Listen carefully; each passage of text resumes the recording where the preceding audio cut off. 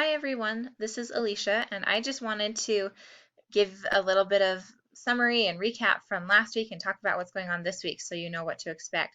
So first off, great participation in the discussion boards. I've been really impressed with everybody sharing their ideas about evaluation and introducing themselves and asking questions, and I think it's great. It's looked really good. So thank you for that. And if we can keep it up like that through the semester, we'll have no problem with the discussion boards. And I hope it will be a good resource for you to be able to talk to people and see what other people think about things and different perspectives on the same sorts of material. So keep up the good work. Remember that you will need 2 posts each week in the required discussion boards. Sometimes there will be optional discussion boards, and participation in that is of course optional, but on the required discussion boards, make sure you're posting twice. And that includes making an initial response to my questions or responding to your peers. Just 2 posts in the week, make them substantial, try and dig into the material and critique each other and question each other and really get into it and help each other understand what we're talking about. So I'm trying to make this be as much like a face-to-face discussion as we can. And in a face-to-face discussion, I would maybe ask a question and we'd get some responses and then we'd go off of some of those tangents. So feel free to do the same kind of thing here. The discussion questions that I pose are there to get you started, but you can take it wherever you want that's useful and beneficial for you. I also noticed a couple of things from the discussion boards. One is that you'll see that there are a lot of people in this class that come from a variety of backgrounds. So about a third of the class are people in PTE, which is professional and technical education, and they're taking this class to help them with their teaching certificates. You have a lot of experience with learning environments, so I hope you'll share your thoughts with us if you're from PTE. And those who are from OLP or other departments, you might have other corporate or other types of job experiences. So I hope you'll share these things too. And if you don't have a lot of experience to draw upon yet, use the class materials and find other examples that you can share with us. And hopefully we can all learn from each other on this. With everybody's combined knowledge and different experiences, we have an amazing amount of combined experience. And I hope you'll share that with each other and challenge each other again to critique and analyze the materials of the class and how they apply to you and organizations that you're interested in. Some of you also in the discussion boards mentioned that you want to learn more about evaluating employees or how the timing of evaluations works or performance review type of things. In this class, we'll be talking about evaluations more in the context of learning environments, often in the form of courses or trainings for organizations. Timing is important in these things, and you'll find that some of these principles are applicable to other types of evaluations, but this class is just the basics of evaluation as applied to a training or learning environment. So of course, there's a lot more about evaluation besides just this that we could be talking about, but it wouldn't all fit into this one class. So we're just focusing on evaluating training and other learning environments. So I hope that helps clarify some of that as we move forward. So now this next week, we're going to be doing a few different things. And before we get into all of this, I wanted to say that I have posted a question and this in week 1, and I'll move it down to week 2 to ask you what edition of the book you have, because you could have either the first or the second edition, and I'd like to know which one you have so I know how to tailor the class and what things to make sure I'm covering in either these videos or in other forms to make sure you get the information you need. So answer that question. It'll take you 2 seconds, and so do that for me. Beyond that, this week you're going to be reading chapter 2, which gives us more information about the 4 or 5 levels of evaluation. So this book focuses on the 4 levels of evaluation, but often in the corporate world, it's common to hear about 5 levels, where that 4th level is divided between impact as level 4, and then ROI, return on investment, is put as level 5.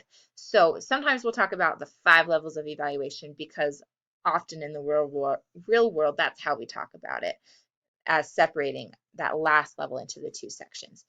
So, and I noticed in the discussion board in week 1 that some of the levels of evaluation were being overlapped or merged a little bit.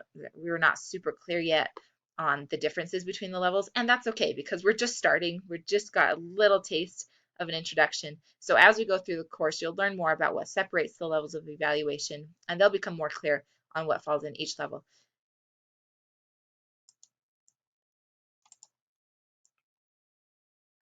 There is a handout also to show you who's in your learning team for the discussion forum.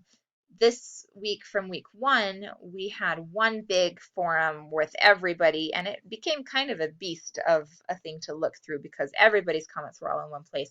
So this next week, you'll be divided into 4 different groups with 8 or 9 people in your group, depending, or 7 or 8 people, sorry, in your group. And that will help you still be able to have a good discussion, I hope, but not be so overwhelming with everybody. And we might change groups 2 or 3 times through the semester so that you have a chance to talk to different people. So go ahead and look at the handout for who's in your learning team. It is restricted to people who are from ISU, which means that you need to be logged into your ISU email account in order to access the document. This is to help protect your privacy as students so that other people aren't just accessing this Google document, but hopefully then you're still able to see who's in your group. And if you aren't listed on this form or if you aren't put into a group, please let me know because I may have missed somebody. I don't think I did, but if I did, let me know and I will fix it. So this week you have a couple of assignments to work on. The first is that you need to write your case study assignment. So there are several handouts for you to use. The assignment sheet to tell you how to do it, what the requirements are, and the rubric, and some optional videos talking about it, different aspects of it. For this assignment, you'll be picking a course to use as the basis of your case study, and we'll use this as the basis for a few assignments throughout the semester. This will hopefully give you a chance to apply what we're learning about the levels of evaluation to a real life example. Some of you will have a course that you'll be able to apply it to. Maybe you're teaching right now or you have taught before, and so you'll be able to say, oh yeah, this is a course I can use for this, and be able to create some of these evaluations that we're doing. Others of you might be students who have never taught, and so you can pick a class that you're familiar with, maybe a class that you have taught or been a student in before, so you're familiar with the content, and you'll just be looking at it from the perspective of the teacher for this. So this will give you a chance to apply what you're learning, and I should say too that it might be a class from a university or other type of setting, or it might be a course from your workplace or for a training, and any of those are fine to use. And if you have questions about it, please let me know. You are also welcome to share your handout or your assignment with your peers. I'll create an optional discussion forum that you can use to share it for feedback. So you will be working on your own for the assignment, but you're welcome and invited to share it with your classmates so that you can make it a better product and maybe they can help provide some clarification on things. So take a look at those handouts and other resources, and please let me know if you have questions. That's why I'm here, is to help with clarifying and taking care of those things that you need. Your other assignment this week is to do your forum posts, which will be discussing chapter 2 and the 4 levels of evaluation. So make sure you participate in that. There's also an extra credit assignment that's optional. There's a wiki page that's been created that talks about the reasons for not evaluating that are given in the book. And so you can go on and add some ways that we can overcome those barriers to evaluating and earn an extra point in doing that. And I hope that will be useful for you to see some of the ideas from others. And I'm looking forward to seeing what you contribute to it as well. And the last thing is that for graduate students, it might seem like it's early, but it's time to start thinking about your writing assignment and what you're going to do. And for this assignment, you'll be working with Robin Lindbeck to make sure that it's an assignment that will fit your needs and be what kind of quality work that you want to do. But you're welcome to talk to me about it as well. So make sure you look at the description of the assignment in the syllabus and start thinking about what you want to do and even talking to Robin about it now. So let me know if you need her contact information again or if you have other questions about this. I think that's all I have for this week.